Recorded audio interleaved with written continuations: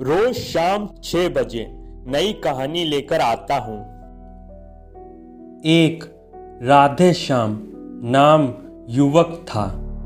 स्वभाव का बड़ा ही शांत एवं सुविचारों वाला व्यक्ति था। उसका छोटा सा परिवार था जिसमें उसके माता पिता पत्नी एवं 2 बच्चे थे। सभी से वो बेहद प्यार करता था। इसके अलावा वो कृष्ण भक्त था और सभी पर दया भाव रखता था।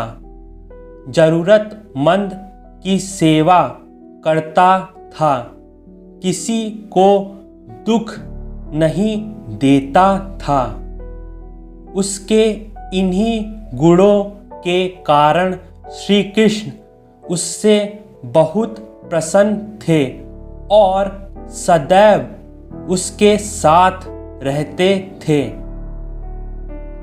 और राधे श्याम अपने कृष्ण को देख भी सकता था और बातें भी करता था। इसके बावजूद उसने कभी ईश्वर से कुछ नहीं मांगा। वह बहुत खुश रहता था क्योंकि ईश्वर हमेशा उसके साथ रहते थे, उसे मार्गदर्शन देते थे। राधे श्याम भी कृष्ण को अपने मित्र की तरह ही पुकारता था और उनसे अपने विचारों को बांटता था। एक दिन राधे श्याम के पिता की तबीयत अचानक खराब हो गई। उन्हें अस्पताल में भर्ती किया गया।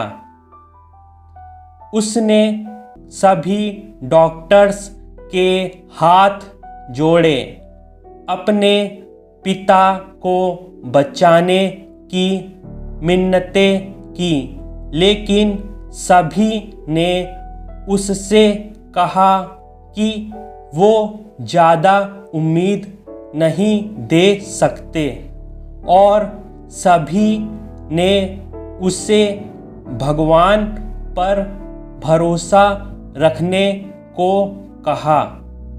तभी राधे श्याम को कृष्ण का ख्याल आया और उसने अपने कृष्ण को पुकारा।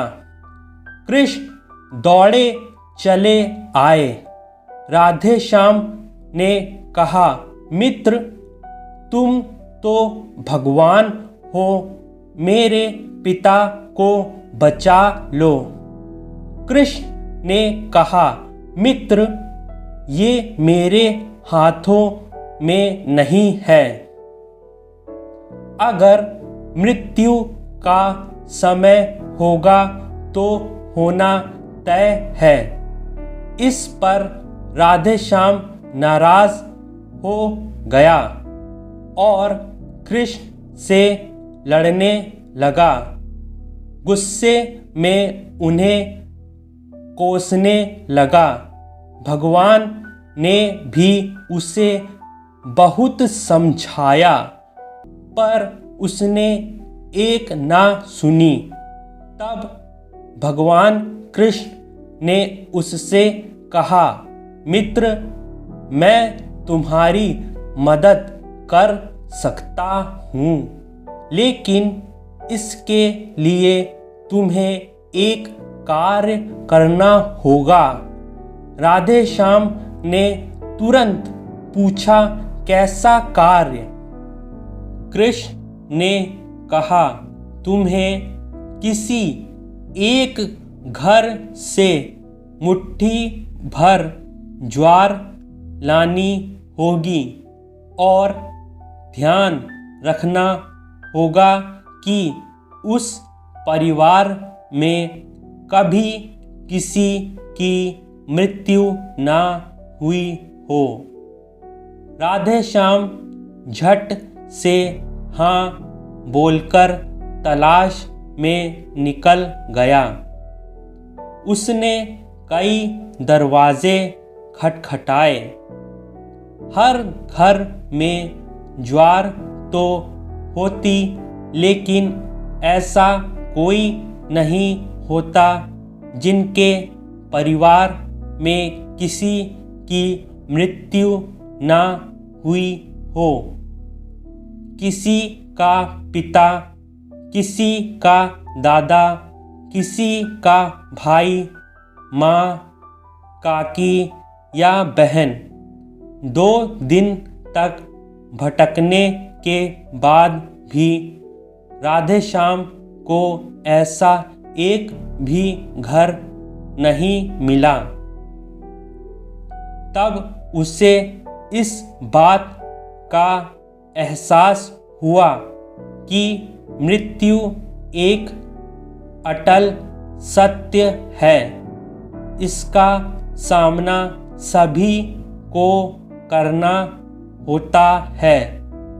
इससे कोई नहीं भाग सकता और वो अपने व्यवहार के लिए कृष्ण से क्षमा मांगता है और निर्णय लेता है जब तक उसके पिता जीवित हैं उनकी सेवा करेगा।